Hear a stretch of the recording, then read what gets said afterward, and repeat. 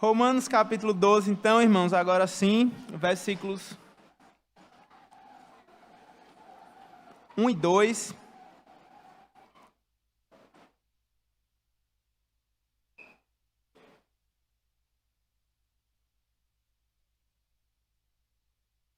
Carta de Paulo aos Romanos, capítulo 12, verso 1 e 2, diz assim a palavra do Senhor. Portanto, irmãos, pelas misericórdias de Deus, peço que ofereçam o seu corpo como sacrifício vivo, santo e agradável a Deus. Este é o culto racional de vocês. E não vivam conforme os padrões deste mundo, mas deixem que Deus os transforme pela renovação da mente, para que possam experimentar qual é a boa, agradável e perfeita vontade de Deus. Amém. Vamos orar mais uma vez. Senhor, estamos aqui, Senhor, nesse dia, Pai, nesse dia que o Senhor fez para o louvor do Teu nome, nesse dia sabático, Senhor, nesse dia de descanso das nossas atribulações do cotidiano, Senhor, das nossas muitas tarefas que temos para desempenhar. Aqui, Senhor, hoje, nesse dia, Senhor, a Tua igreja se reúne, Pai, para prestar um culto racional ao Senhor. Se reúne diante de um Deus santo, diante de um Deus poderoso, um povo falho, um povo pecador, mas um povo que reconhece isso e por reconhecer isso, busca das Tuas mãos, Senhor, a solução para essa enfermidade do pecado. Busca das Tuas mãos, Senhor, o perdão dos nossos pecados. E aqui, Senhor, agora para diante da Tua palavra, diante, Pai, da boca do Senhor falando, Senhor, e que essa palavra penetre, Senhor, o mais profundo dos nossos corações, Senhor, que essa palavra, Senhor, haja, Pai, conforme aquilo para qual o Senhor mesmo já determinou, em cada coração que entrou aqui essa noite, Pai, em cada vida que está nos assistindo de casa, pela internet, que vai ouvir essa mensagem. Eu te peço, Senhor, a Tua bênção sobre cada um de nós, Senhor, em nome do Teu Filho amado Jesus, aqui eu oro e te agradeço. Amém. Irmãos, nós chegamos então agora no momento mais prático da carta de Paulo, né? Pode parecer um pouco, talvez se você já tem esse conhecimento, um pouco óbvio, né? Mas quanto mais eu vou aprendendo, né? Quanto mais vou lendo e sendo instruído pela palavra de Deus, eu vou me surpreendendo, né? Com o conteúdo dela, com a forma... principalmente como ela é esquematizada, né, irmãos? É interessante pensar que a Bíblia não é apenas inspirada e cada palavra, cada vírgula, cada ponto, cada partezinha dela, ela é inspirada por Deus, ela tem um propósito para falar aos nossos corações, mas como a estrutura dela também, né? Como ela é organizada para nos ajudar a entender e agir conforme aquilo que ela requer de nós. Paulo mesmo, ele tinha esse cuidado de ser bastante didático, por assim dizer, com a palavra dele. Ele pegava e sempre dividia as suas cartas de uma forma que a primeira parte fosse um pouco mais teórica, fosse doutrinária, e que a segunda parte ele aplicasse a primeira parte, né? Que agora, diante daquilo que foi visto, diante daquilo que ele ensinou, ele agora requer dos seus ouvintes, dos seus leitores, interlocutores, uma reação. O Evangelho, irmãos, a palavra de Deus, quando Jesus ele contava uma parábola, por exemplo, ele não estava querendo simplesmente entreter os seus ouvintes. Não era isso que ele esperava. Quando Jesus ele proclamava a palavra através de uma parábola, por exemplo, ele esperava uma reação por parte das pessoas. Quando Paulo escreve os 11 primeiros capítulos de Romanos, ele espera uma reação das pessoas que estão lendo essa carta. Espera-se uma reação de nós que estamos diante dessa carta hoje. A gente passou muitos e muitos domingos aqui já, meditando, aprendendo acerca de temas tão preciosos. E claro que nesses 11 capítulos que a gente viu, a gente aplicou esses capítulos na nossa vida, né? Então, assim, não pense que Paulo ele separa de uma maneira muito rígida, né? Sendo assim, doutrina do capítulo 1 até o capítulo 11 e depois prática do capítulo 12 ao capítulo 16. Toda a parte doutrinária, ela tem muitos ensinamentos práticos e a parte prática também tem muito fundamento doutrinário. Mas ele faz isso, como eu falei, para de forma bastante didática, sabe? Para de forma bastante clara, ele mostrar para mim e para você que o evangelho que nos foi pregado, o evangelho que nós ouvimos, ele precisa ser reagido a ele. A gente precisa reagir ao evangelho de alguma forma.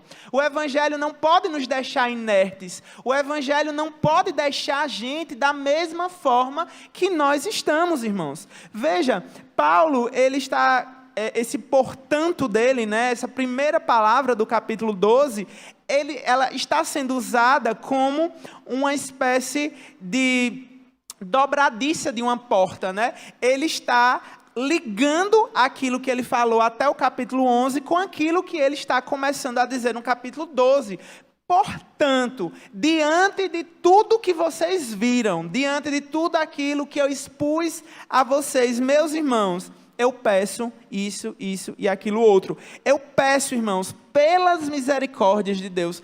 Tudo aquilo, irmãos, que Paulo falou antes, ele chama de misericórdia de Deus.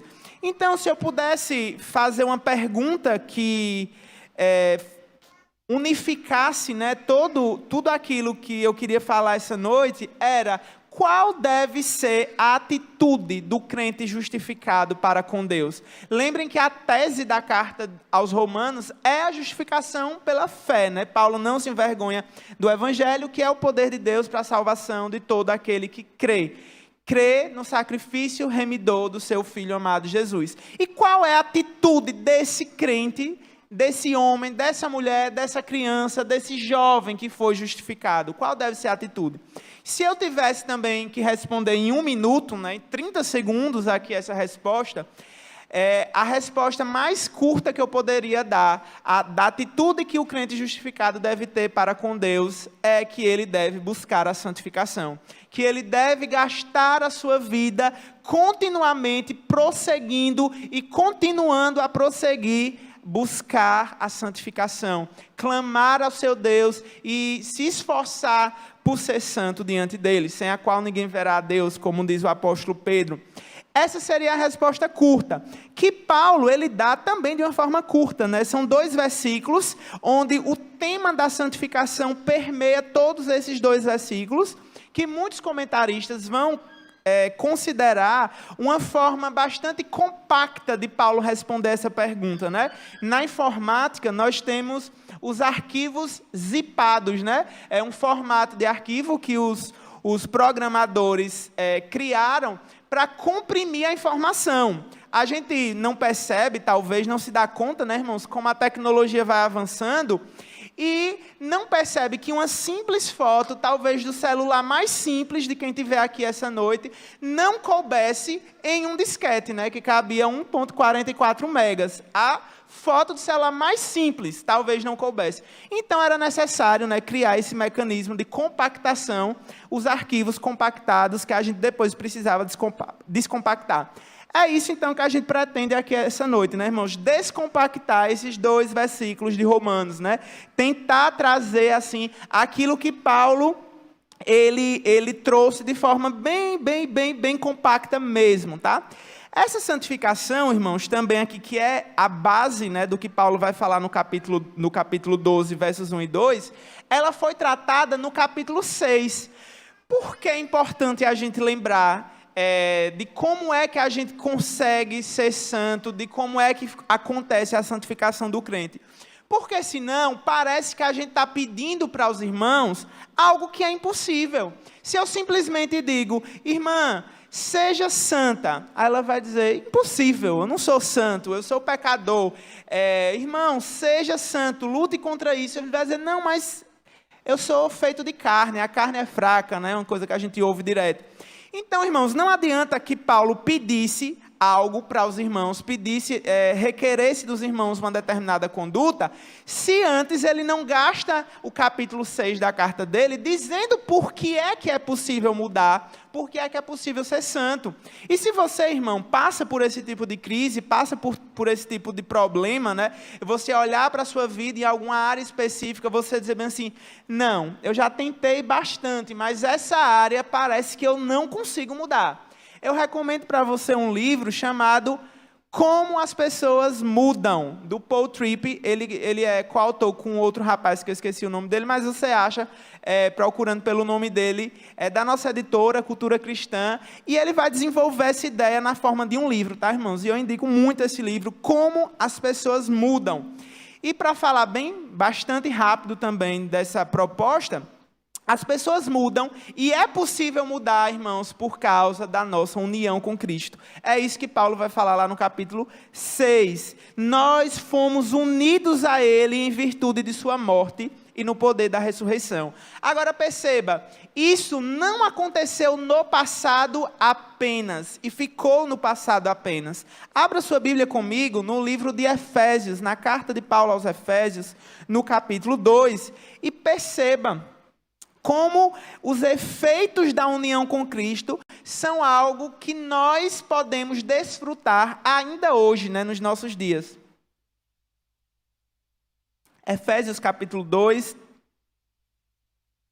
a partir do verso 4 até o verso 6, Efésios 2, 4 a 6, diz assim: Mas Deus, sendo rico em misericórdia, né, ligando mais uma vez ele falando das misericórdias de Deus, em Romanos 12, por causa do grande amor com que nos amou, e estando nós mortos em nossas transgressões, nos deu vida juntamente com Cristo.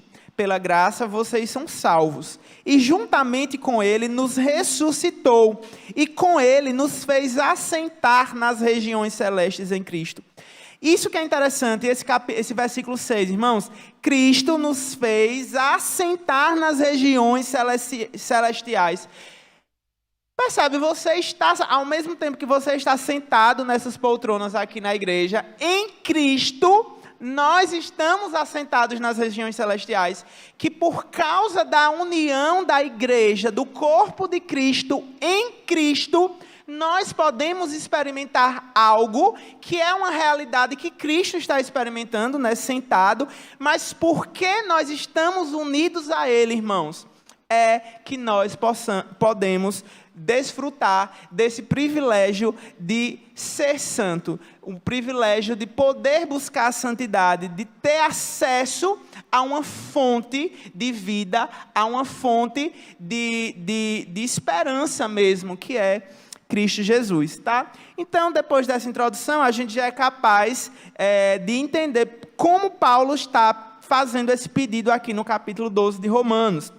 Essas misericórdias, irmãos, vocês entenderam, né? É tudo aquilo que ele falou no capítulo 1 até o capítulo 12. É a justificação pela fé, é a eleição dos crentes em Cristo, é a adoção de filhos, nada pode nos separar do amor de Deus.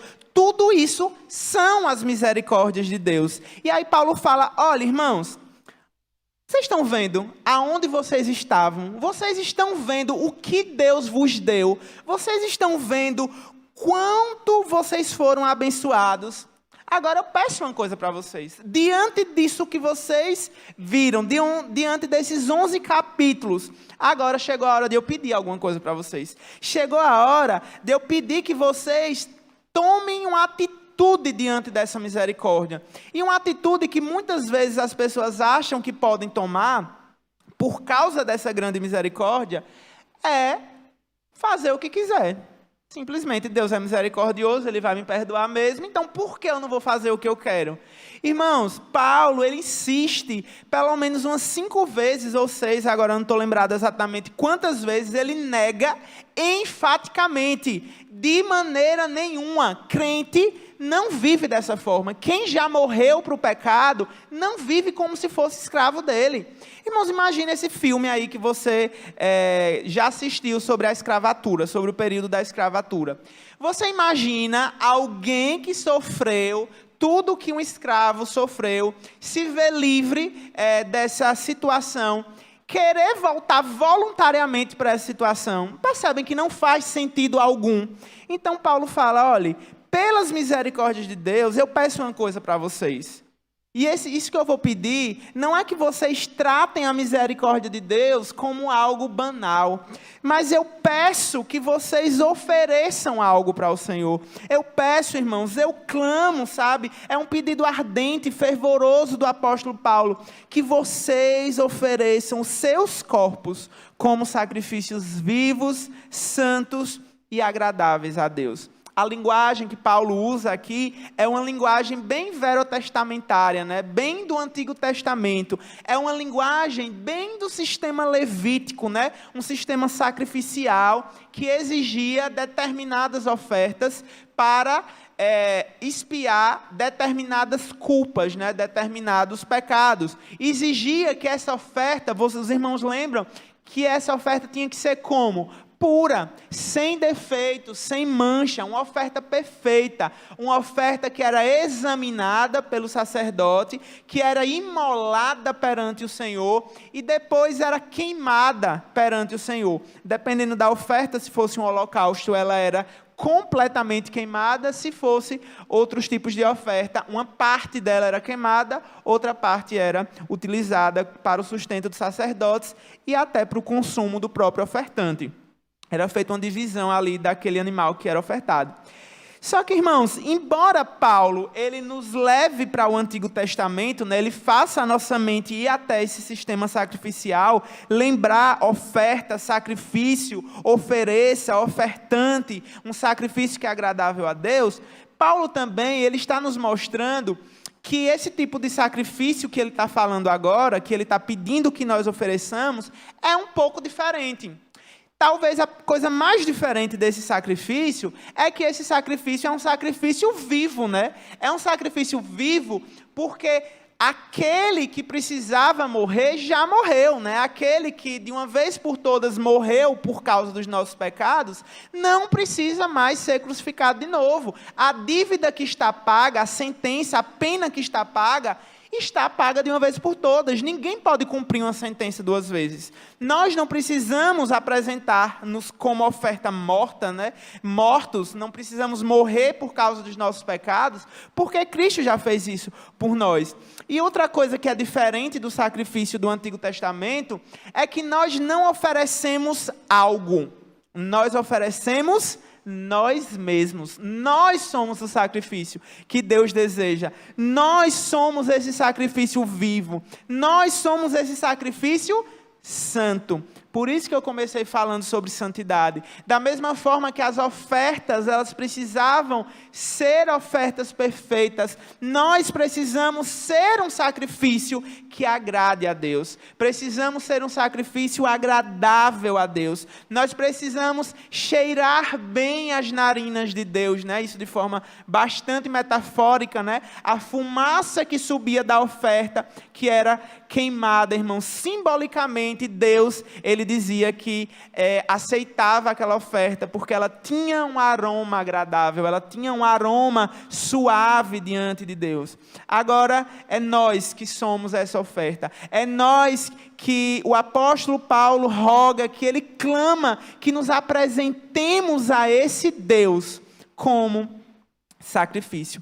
O nosso corpo, e o corpo aqui, ele diz respeito a todo o nosso ser, inclusive a parte física, tá? Inclusive as nossas mãos, inclusive a nossa boca, os nossos olhos, todo o nosso ser, com tudo que nós somos, nós devemos oferecer isso ao Senhor. Veja lá em Romanos 6, volte um pouquinho, para você ver como antes o homem natural, o homem sem Cristo, o homem em que o Espírito ainda não operou a regeneração, ele usa o seu corpo para praticar o mal, né? Agora a gente usa o corpo como oferta ao Senhor. Romanos 6, verso 13.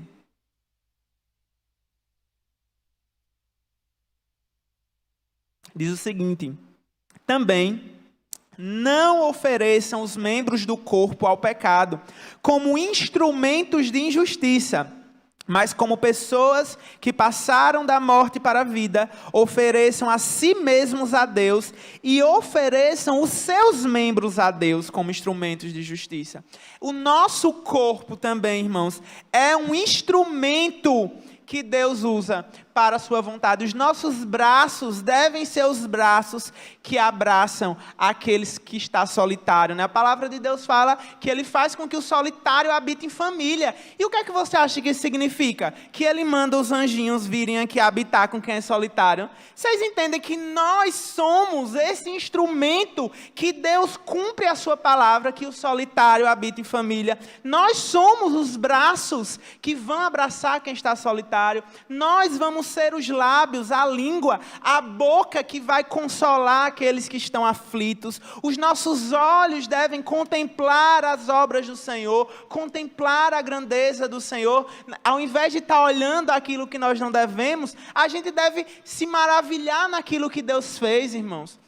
Todo o nosso corpo deve ser oferecido ao Senhor. Os membros, cada partezinha do nosso corpo deve ser oferecido ao Senhor. Nós devemos usar todo o nosso ser, irmãos, para prestar culto ao Senhor. Um culto que é racional, como fala a última parte do versículo 1.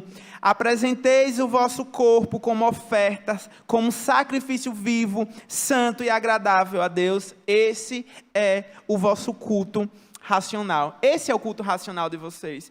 Irmãos, é muito interessante, como essa palavra é utilizada, A palavra aqui é a palavra lógica, exatamente a palavra que origina, É logikel, na verdade, em grego, mas é a palavra que deriva a nossa palavra lógica, Não tem como, irmãos, diante daquilo que Paulo apresenta no versículo 1, do capítulo 1 até o capítulo 11, não tem como a única resposta lógica ao que ele apresentou não ser um culto ao Senhor, não ser um serviço ao Senhor. Culto é serviço, irmãos. Culto é a gente fazer alguma coisa. Culto não é chegar aqui por essas portas, você veio em um carro, às vezes o trabalho que você teve foi de andar, da garagem para o carro, entrou no carro, desceu do carro, sentou aqui, ficou inerte da hora que começou até a hora que acabou.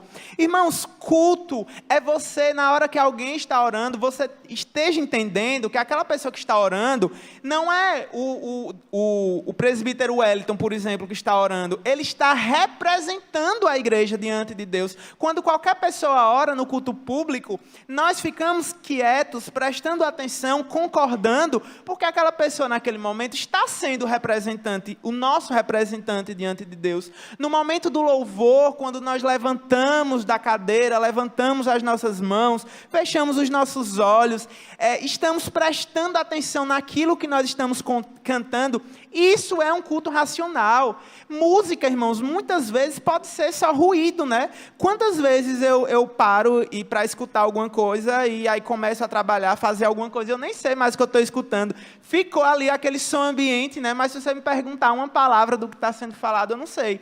Às vezes a gente vem para a igreja e fica completamente passivo na cadeira, sabe? A gente não entende que a gente está aqui porque a gente entende o que Deus fez. Talvez você, se for esse seu caso, você ainda não tenha entendido direito o que Deus fez. Você ainda não tenha entendido o problema do pecado. Talvez você ainda não tenha entendido que você, por si mesmo, não podia resolver esse problema. E que Deus resolveu por você. E que Deus, pelas suas muitas misericórdias, tirou você de um lugar que você mesmo não podia sair. E você não podia sair, irmãos, simplesmente não era porque você não tinha condições de sair. Você nem queria sair para começo de história, sabe, irmãos?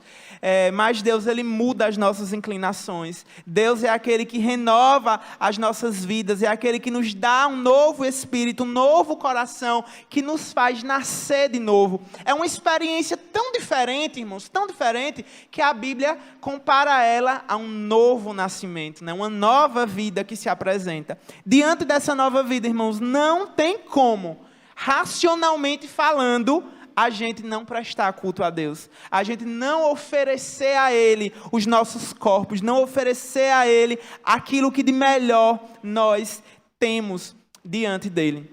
É muito interessante que Paulo, ele não apenas, ele aponta o alvo. E Paulo fala, ofereçam seu corpo como sacrifício a Deus. Prestem um culto racional a Deus. Mas Paulo, ele também nos ensina as etapas, como a gente alcança o alvo. Já perceberam que às vezes a gente vai dar um conselho para alguém, né? E diz, por exemplo, para alguém, eu acho que você deveria ser médico. Mas esquece das etapas, né? Esquece dos passos que você poderia aconselhar essa pessoa. Olha, se você quiser mesmo prestar vestibular para medicina, você vai começar a se preparar, vai ser assim. Depois, quando você se formar, você vai fazer uma residência, vai acontecer isso, vai acontecer aquilo.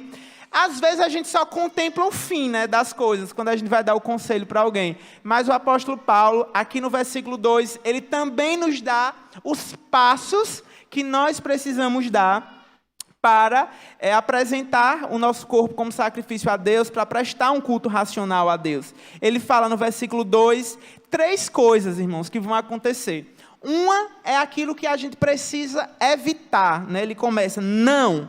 Ele começa com uma partícula negativa, né? Não vivam. A gente precisa evitar uma coisa. A gente precisa fazer outra coisa, deixar que Deus nos transforme. E a gente vai experimentar um resultado. Quando a gente não faz algo somado com aquilo que nós fazemos, que Deus ordena que faça, a gente vai experimentar uma coisa. Certo? Então vamos ver separadamente essas 3 coisas. O que é que a gente precisa evitar? O versículo 2 fala, não vivam conforme os padrões desse mundo.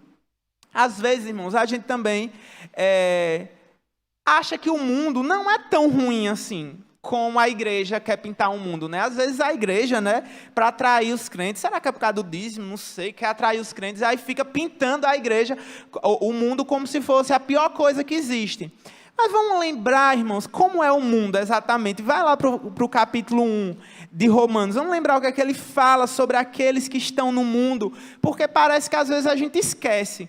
Quando a gente se conforma aos padrões desse mundo, quando a gente decide se amoldar a este século, nós nos esquecemos a que nós nos estamos amoldando.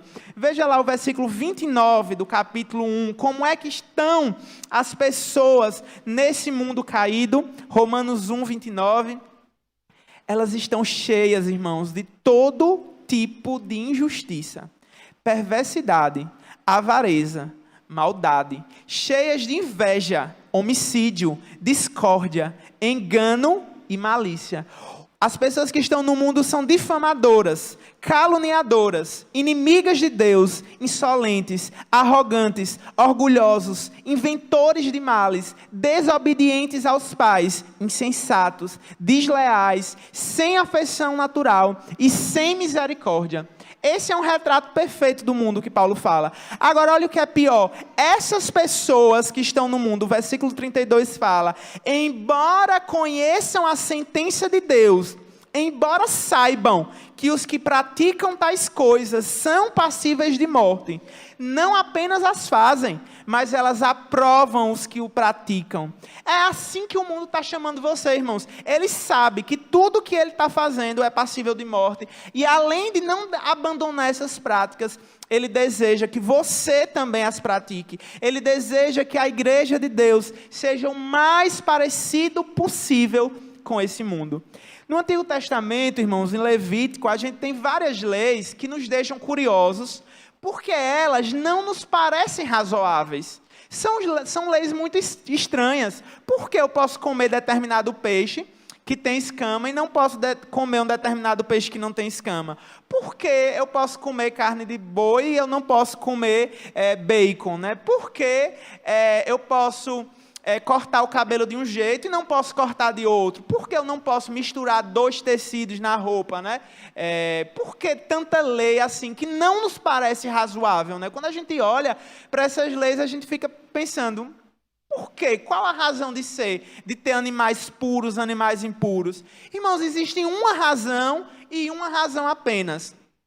Mostrar para as nações vizinhas, mostrar para os povos ao redor de Israel, que o povo de Israel é um povo diferente.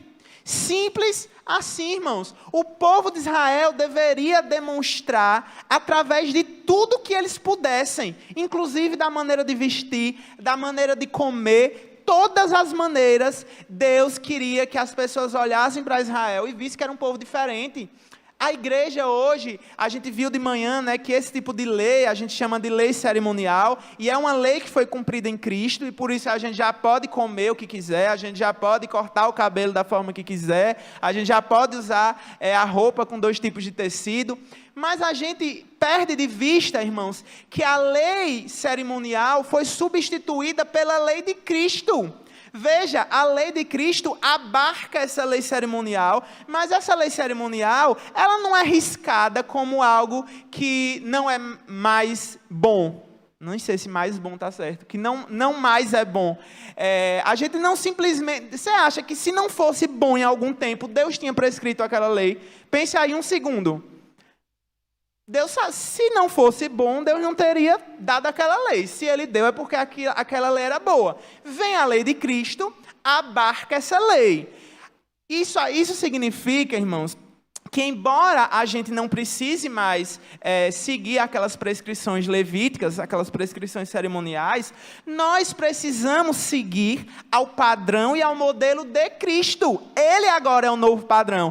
Então, a palavra diz, não vivam conforme o padrão desse mundo. Sabe por quê, irmãos? Porque nós somos muito influenciáveis. Nós somos, por mais que a gente ache que não é, por mais que a gente ache que não é bem assim sim. Nós somos naturalmente moldáveis, nós somos naturalmente pessoas que gostam de imitar alguma coisa, que gostam de imitar um padrão.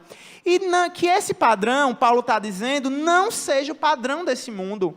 Na Almeida Revista e Atualizada, né, a versão que a gente usou por muitos e muitos anos, né, antes da Nova Almeida, a palavra aqui, em vez de não se conformem com os padrões desse mundo, é não vos conformeis com esse século, né? Século aí é literalmente a palavra que está no grego, mas que o tradutor, o revisor da NAA, transcreveu o que significa, né, a palavra século, e ele fez isso bem, não tem problema nenhum. Só que a palavra século, ele nos apresenta outro aspecto desse mundo, que é justamente a sua transitoriedade, irmãos. Mostra, eu mesmo já vivi em 2 séculos, olha, eu tão jovem, mas já estive no século passado, estou nesse século, provavelmente não estarei no outro, né? Mas a gente vê, olha para trás e acompanha as mudanças dos séculos, acompanha as mudanças do tempo e vê como o tempo terreno é tão efêmero, é tão mutável, é tão passageiro, é tão, irmãos, é como a relva, né, que o salmista compara, que de manhã tem, de noite não tem. Por que se amoldar a padrões que são tão passageiros, que são tão modinha? Todo mundo agora vai comprar um All-Star. Quem não tiver um All-Star, aí pronto. Aí daqui a uma semana, agora a moda é outra, é usar isso, é usar aquilo. Sabe? Por que se amoldar? Por que gastar tanto esforço, gastar tanta energia para se amoldar a uma era que passa, a uma era transitória? 1 João 2,17, o apóstolo fala, o mundo e os seus desejos estão passando, mas aquele que faz a vontade de Deus, esse vive eternamente. Irmãos, nós precisamos seguir um modelo daquilo que é eterno, daquilo que não é transitório, daquilo que é imutável, daquilo que não passa. Olha, eu vou passar, a nossa geração vai passar se Cristo não voltar, mas se demorar 4.000 anos para Cristo voltar, que Deus não queira que demore tanto tempo, mas se demorar 4.000 anos, irmãos, essa palavra não vai precisar ser atualizada, ela vai continuar atual daqui a 4.000 anos, como ela é atual hoje, depois de 2.000 anos. Essa palavra daqui nunca vai ficar desatualizada, nunca, irmãos, nunca. E por que, então, a gente vai gastar as nossas energias com o que é passageiro, né? Não se amoldem a esse mundo, não se amoldem a esse século. Isso vai passar. Mas vocês devem fazer uma coisa, vocês devem deixar que Deus os transforme pela renovação da vossa mente. Nós precisamos, irmãos, entender que esse texto, né, ele tem o verbo, aqui tem 3 aspectos do verbo que são importantes para a gente. Primeiro é o tempo presente. E o tempo presente, na língua grega em que foi escrito o Novo Testamento, ele não diz respeito necessariamente ao momento do tempo onde eu estou, né? Porque para a língua portuguesa, passado é ontem, presente é hoje, futuro é amanhã, né? Presente na língua grega, irmãos, ele tem um aspecto que é contínuo. Ou seja, Paulo está dizendo, transformem-se pela renovação da mente continuamente. Você deve ser transformado hoje, você deve ser transformado amanhã, e depois de amanhã, e até Cristo voltar, nós estamos sendo transformados à semelhança do Filho perfeito, do varão perfeito. Essa é a primeira coisa, o caráter contínuo do tempo, do tempo verbal. Outra coisa é que o tempo ele está na voz passiva, né? Paulo não está dizendo transformem-se a si mesmo. Não é isso que Paulo está dizendo. Paulo está dizendo prossigam sendo transformados. É muito maravilhoso saber, irmãos, que não é algo que depende simplesmente do nosso esforço, mas é algo que o próprio Pai, o próprio Espírito Santo, segundo Coríntios 3,18, nos fala. Vamos abrir esse texto, ele é muito importante, para que nós nos alegremos nessas verdades. Segundo Coríntios 3,18, a palavra do Senhor nos diz: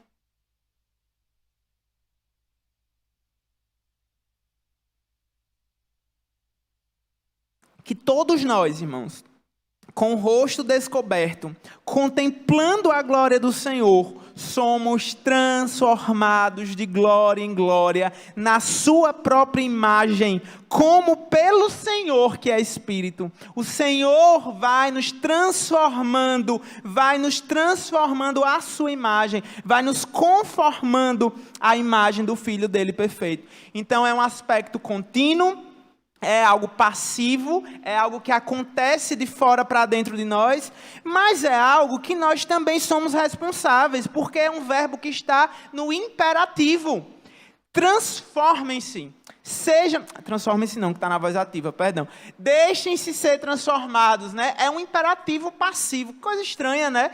Imaginar, como assim? Se eu sou passivo, como é que agora o modo é imperativo, né? Parece até um contrassenso pensar isso.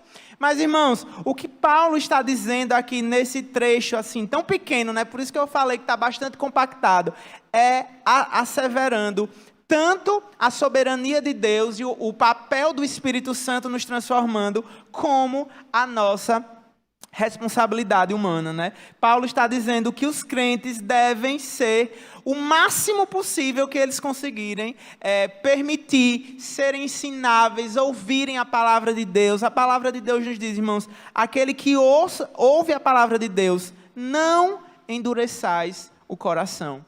Quantas vezes a gente ouve a palavra de Deus? Quantas vezes a gente sabe o que precisa ser feito, irmãos? E a gente não faz.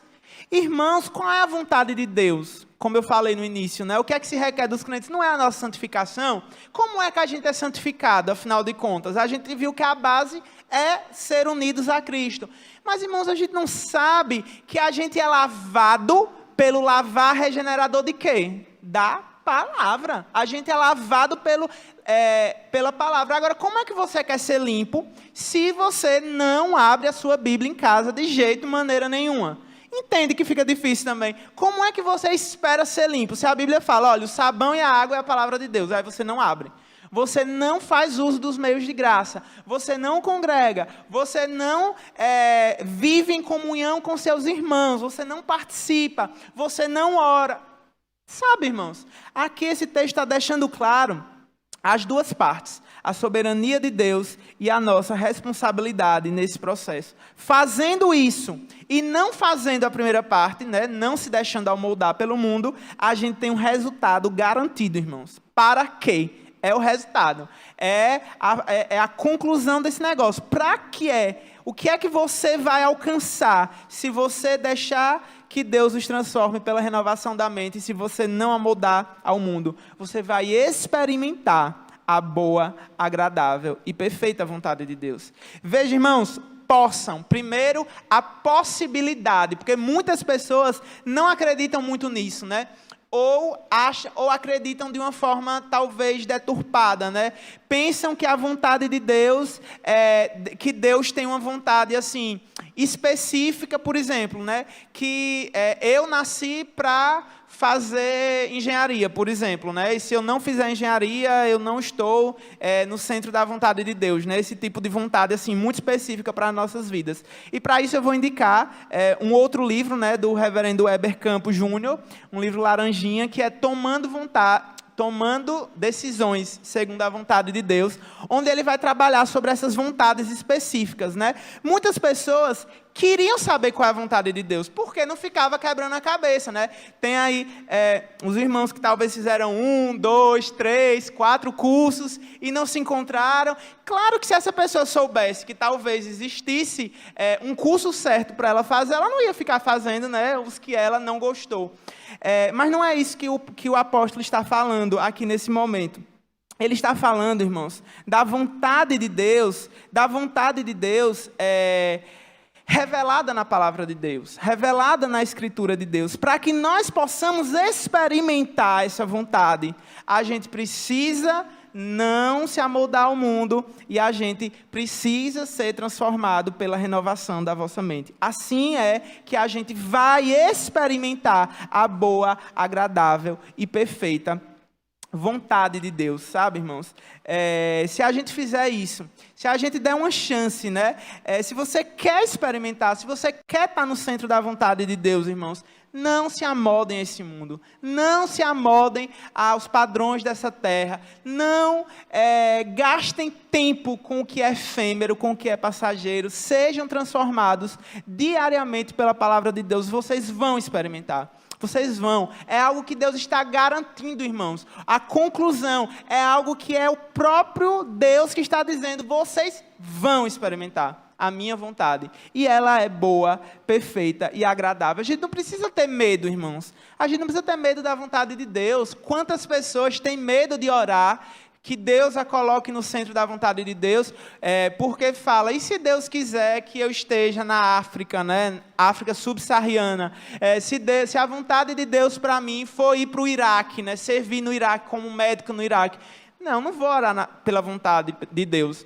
Irmãos, mas então você não entendeu que ela é boa, que ela é perfeita, que ela é agradável. Quando a gente tem medo da vontade de Deus, a gente está desconfiando das intenções de Deus para a gente. Vocês acham que Deus ia querer algo ruim? Você acha que você, como pai, você vai querer algo ruim para o seu filho? A Bíblia fala que se nós, que somos maus, sabemos dar boas coisas para os nossos filhos, um filho não pede pão e você não dá uma serpente e não dá pedra, você que é mau, você não faz uma coisa dessa. Agora, você acha que Deus vai fazer? Você acha que você vai buscar a vontade dele e ele vai te dar uma coisa ruim? Claro que não, irmãos. Buscar a vontade de Deus, estar no centro da vontade de Deus, é o melhor lugar onde a gente poderia estar. E a gente vai estar nesse lugar se a gente não se amolda ao mundo, se a gente é transformado diariamente pela palavra de Deus, a gente experimenta essa vontade que é boa, perfeita e agradável. Um alerta, irmãos, para aqueles que estão nesse movimento bem recente, né, de amar a teologia reformada, e vir para a igreja reformada, e procurar a igreja reformada.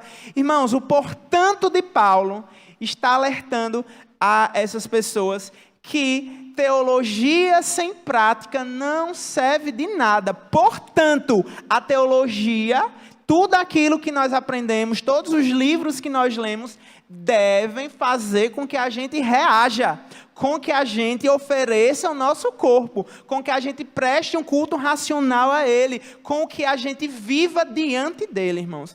Nós precisamos entender isso. A teologia, a palavra de Deus, irmãos, ela precisa mudar as nossas vidas, ela precisa mudar a sua maneira de ser, de reagir, de andar, a maneira de tratar outras pessoas. Não perca de vista isso, que Deus requer de você alguma coisa.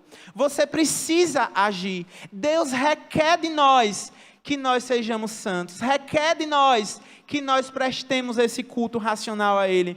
E para isso nós não vamos nos amoldar a esse século. E nós vamos deixar transformar pela vontade de Deus.